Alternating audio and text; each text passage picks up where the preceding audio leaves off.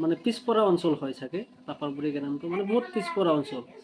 তো আমাৰ এতিয়া এটা গৰু এই কৰিব গ'লে মানে ডক্টৰ এটা মাতিব গ'লে বহুত সময় মানে ৰাস্তা ঘাটত বহুত অসুবিধা, আহিব নোৱাৰে।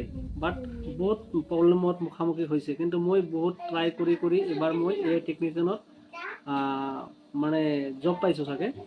তো আপোনালোকৰ মানে মই পাই এইখিনি সুখী হৈছোঁ যে আপোনালোকে মানে মই হেল্প কৰিম বুলি মই আশা কৰিছোঁ।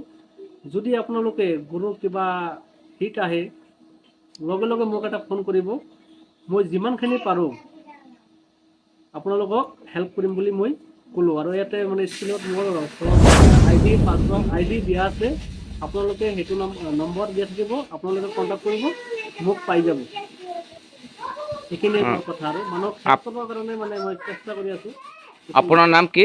মোৰ নাম জেহৰুল ইছলাম, মোৰ দেউতাৰ নাম ৰেহেত আলী। আপোনাৰ ঘৰ ক'ত? টাপাৰগুৰি, পোষ্ট অফিচ ভেৰালডি, ডিষ্ট্ৰিক্ট বৰপেটা। আপোনাৰ কিবা গৰুৰ ছ'চাইটি আছে নেকি? এনে মোৰ ছ'চাইটি আছে, পুৰবী ডায়েৰীৰ ছ'চাইটিটো আছে। আৰু কিন্তু মই একচুৱেলি মই বৰ্তমান ইয়াত কাম কৰোঁ, গৰুৰ টেকনিচিয়ানত কাম কৰোঁ। তো আপোনালোকৰ যিমানখিনি পাৰোঁ মই সহায় কৰিম বুলি মই ভাবি আছোঁ। যদি আপোনালোকৰ কিবা গৰুৰ কিবা প্ৰব্লেম হয় মোক ফোন কৰিব। মোৰ লগত মোৰ ডক্টৰ আছে, এণ্টিবায়'টিক ডক্টৰ আহিছে। যদি কিবা গৰুৰ কিবা প্ৰব্লেম হয় তেনেহ'লে মই নহ'লেও মোৰ ডক্টৰ আহিছে, ডক্টৰজনে হেল্প কৰিব মোক লগত আহি। গাঁৱৰ যিবিলাক গাঁৱৰীয়া মানুহ যিবিলাক গৰু পালে তেহেঁতৰ কি লাভ আছে? যিহেতু লাভ মানে কি, ধৰক গৰু এটা পুহিলে আমি যদি গৰু পুহিলে আমি কি কৰোঁ, হাল লগাই দিওঁ।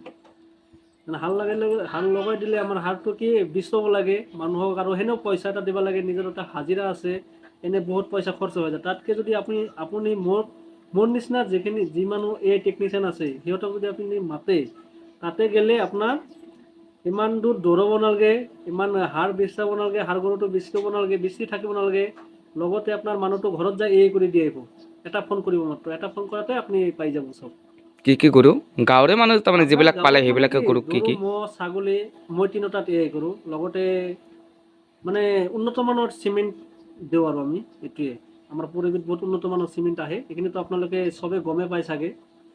সেইখিনিয়ে। গাখীৰ কিনে নেকি আপুনি? নাই গাখীৰ নিকিনো চাগে। এনেই মোৰ ছ'চাইটি আছে, আপোনালোকে যদি ইচ্ছা কৰে মানে মোৰ লগত যোগাযোগ কৰি ছ'চাইটিত গাখীৰ দিব পাৰিব চাগে।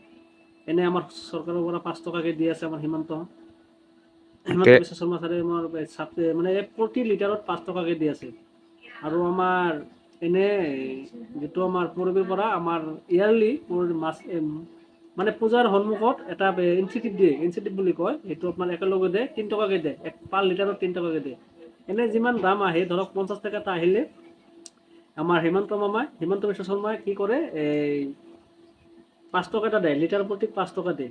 লগতে আমাৰ যিটো আছে কি কয় পুৰবীৰ পৰা যিটো আমি গাখীৰ যিটো দিওঁ গুৱাহাটীত, তাৰ পৰা আপোনাৰ কি দিয়ে 3 টকা এটা দিয়ে, সেইটো ইয়াৰলি দিয়ে।